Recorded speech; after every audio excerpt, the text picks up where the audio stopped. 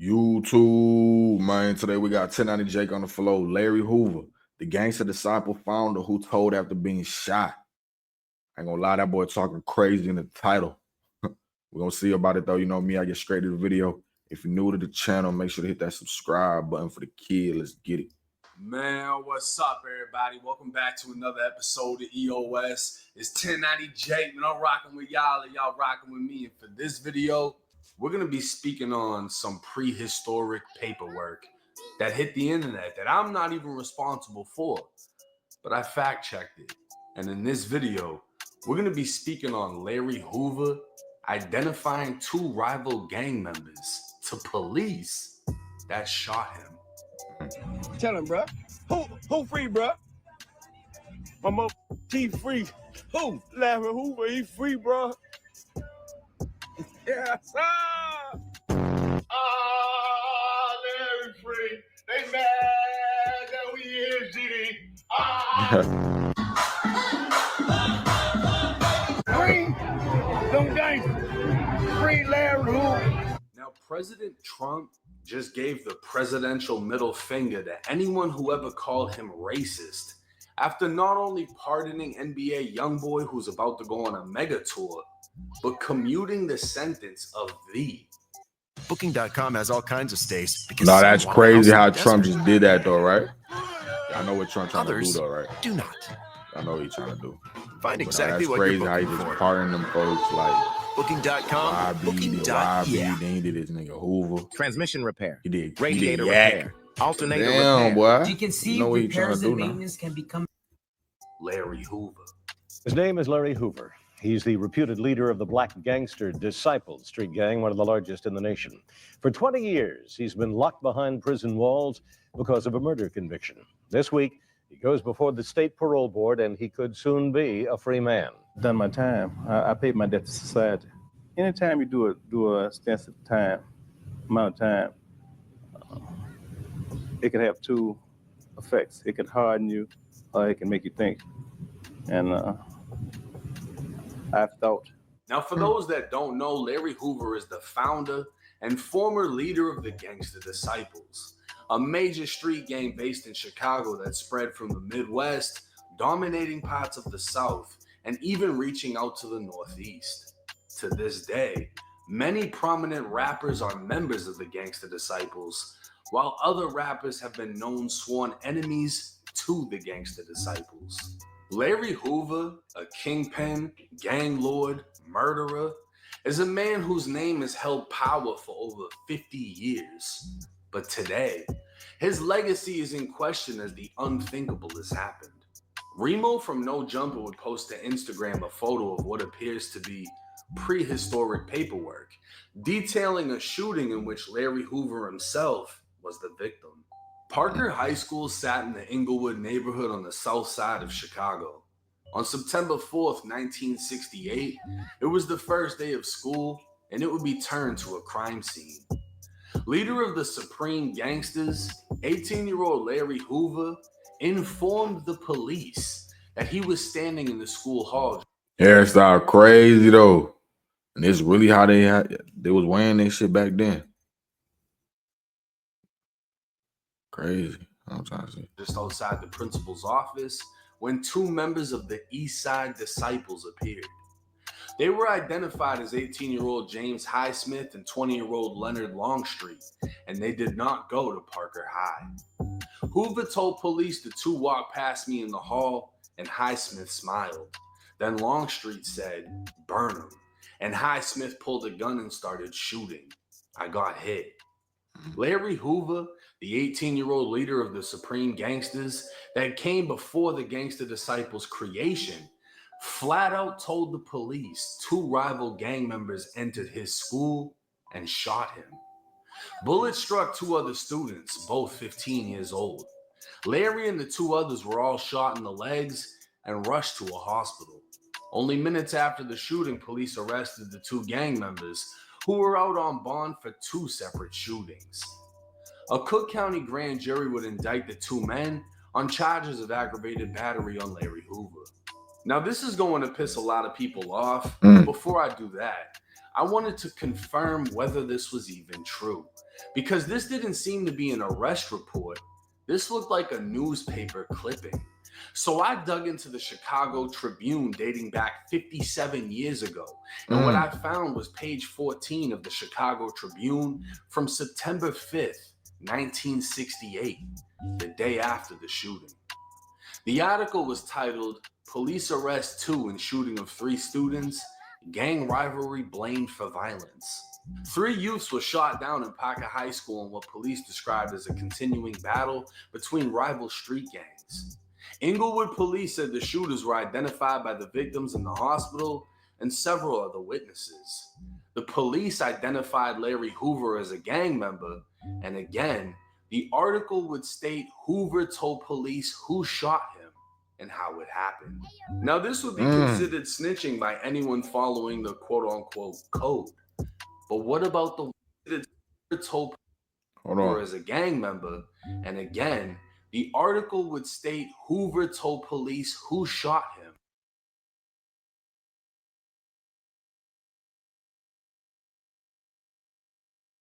And how it happened. Now, this would be considered snitching. Couple niggas was snitching up in there. That's tough. By anyone following the quote-unquote code. But what about the one who created the code? This was Larry fucking Hoover, the founder of the Gangster Disciples, a man whose name is at the top of Chicago gang lore along with Al Capone.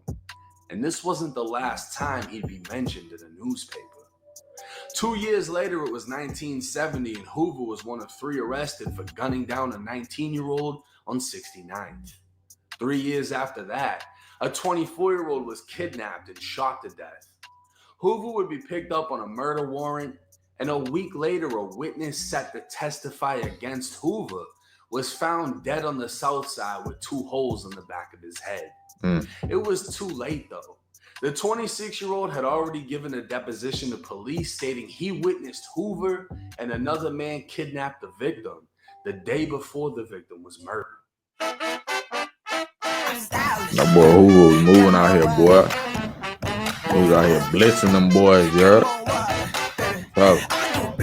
Nah, but that paperwork is tough, though.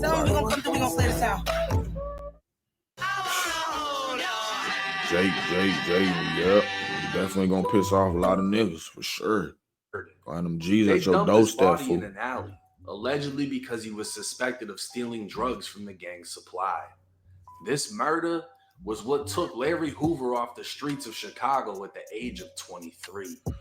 Deemed a ruthless killer who'd been involved in multiple shootings and murders, Hoover was sentenced to 200 years in state prison. While inside, Hoover continued to lead the Gangster Disciples, which led to a 17-year federal investigation.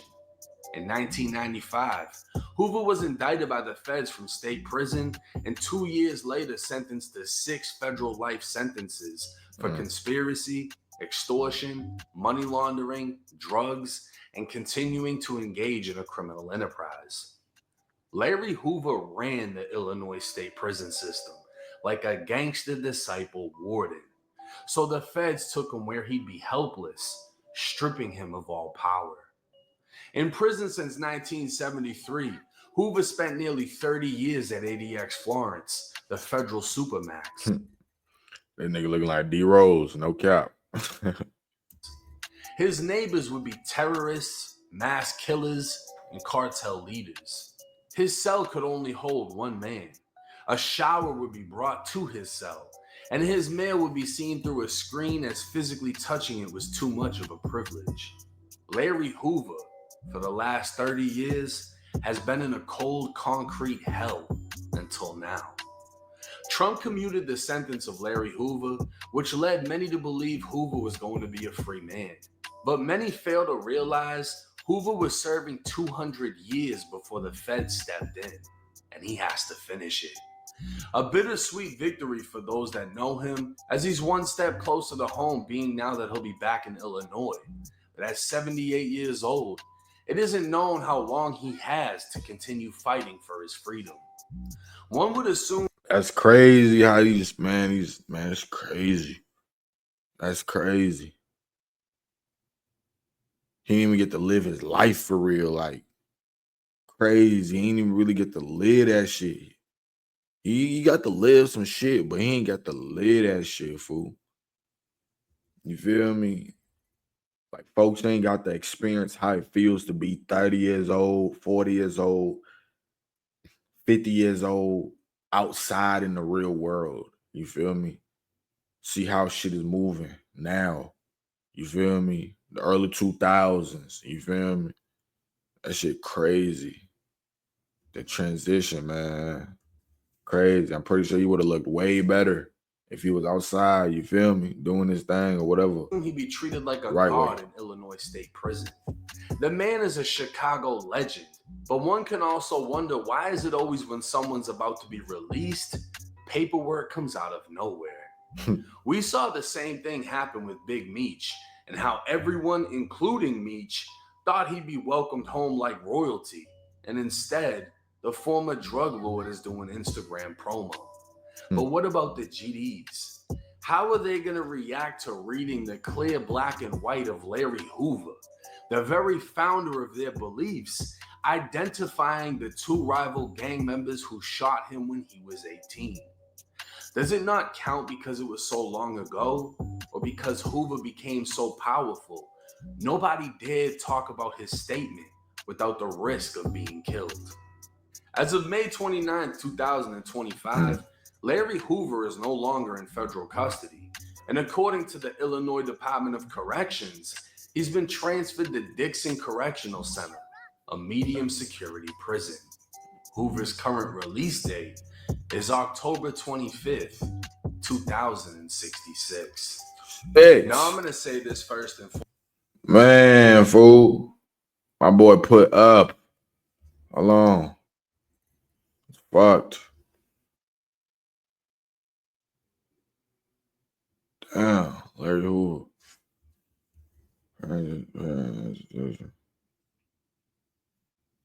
Damn, man. Damn. Bro, wait, 150? Damn. You light as hell. Damn, that's crazy, fool. 2060, bro. 2062, gang. Admission date, 74. Bro, my boy got booked February 1st, the first day of February, going into the month of February. That was the day. It was over for him. That's crazy. That's crazy. Year just started. Oh, man. I know they're going into the new year like, oh, yeah, new blessings this year. Ooh.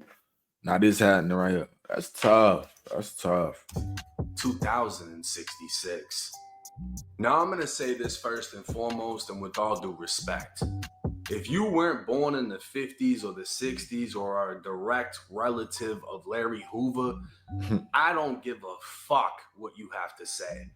Because if you're one of these GDs that's my age, 30 or younger or even older, talking about why are you talking about it, he don't even know who the fuck you are. This man's been in prison since 1973, so you can save all that gangster 74. shit. I don't want a bunch of pitchforks emojis on my fucking Instagram. I don't give a fuck, to be honest. But it's very interesting that this paperwork came out of nowhere, right? I don't know who had this shit. I don't know if the Stones was holding it. I don't know if somebody was waiting for it, right? But they literally waited until his sentence got commuted, which nobody expected, and then boom, this shit hits the internet. I didn't do it. I don't know where it came from. But I looked into it, and yes, I found multiple articles detailing what took place, and that's what happened. Larry Hoover got shot on his first day of school. He's most likely a senior since he was 18. Two rival gang members walked into school and shot him in front of the principal's office. That's some gangster shit. If this doesn't make you look at Chicago like, holy fuck, it's been like that forever. This was in the 60s. They're walking in schools with guns and popping off in the fucking hallway. This shit was like that in the 60s. He got hit with a 32, which is probably why he survived. But then, no, that's tough though. That's tough, Walker, bro. He's walking up in the school right in front of the principal office, ready to blow that. Don't get no fuck. Who looking? Don't get no fuck. Oh fuck. They ready to catch your head. That's different. You feel me? Them niggas moving like they in Nigeria. No cap. And apparently Hoover went on a killing spree and was just smacking shit. And you gotta understand, Hoover got taken off the street at 23 years old. This man was a certified smacker, leader. But unfortunately, if you go by the paperwork, he's also what? He'd be considered a snitch, right? He identified the two people that shot him, and they were rival gang members, and the police went to their house and got them. Now, he wasn't the only one that identified them, but he did. And there's nothing that can really, there's not an excuse for that. You know what I mean? There's nothing that somebody can say that's... There ain't. If you moving like that, you stepping like how you know what I'm saying? Like you said, a real smacker. You really putting belt to ass. You feel me? You doing what you doing. You living like that type of life. A nigga come and get on you. You feel me? You live. The cops want to question you. And you tell them who shot you. What you doing for? You snitching. You snitching. Period. You snitching, fool. That's what you doing. Ain't no way around it. You a rat. If you a civilian not living the, you know what I'm saying? You throwing that shit. You doing what you doing. Woo, woo, woo. Then that's one thing, you feel me? But you acting like this and you a leader at that. And you do, you know what I mean? They gonna be mad at it. They gonna be mad. I know y'all shit might be mad, but shit, it's facts. It's facts. It's like, because people will say all types of things as snitching. That's way less than what this is. I don't think there's a current rapper to this day that could identify the two people that shot him by name and say what gang they're a part of and not be shunned from hip hop. Like I said, I don't really give a fuck though. Do I think the GDs are gonna disown Larry Hoover? No. But I'm interested in seeing how this does play out because conversations are gonna happen over this. This is the man that literally gave an entire nation basically their codes to live by. You know what I mean? And you know, Gangster Disciples, growth and development, what it turned into is more so a positive movement, but it's a gang at the end of the fucking day. We'll just have to see. Let me know y'all's thoughts in the comments section. I never knew you could get paperwork that goes this far back, but this is a documented shooting that took place. And, you know, I have the news clippings in this video. Y'all can see it. Y'all can look it up for yourselves. It ain't a secret. It's been out for fucking 57 years. So let me know y'all's thoughts in the comment section. It's 1090J. I'm rocking with y'all or y'all rocking with me. Until next time. Yeah, that's tough, man. That's tough. What y'all think about that? That is tough. Man, drop your comments down below. Until next time. If you're new to the channel, make sure to hit that subscribe button, man. Giveaway coming real soon, too. Stay tuned.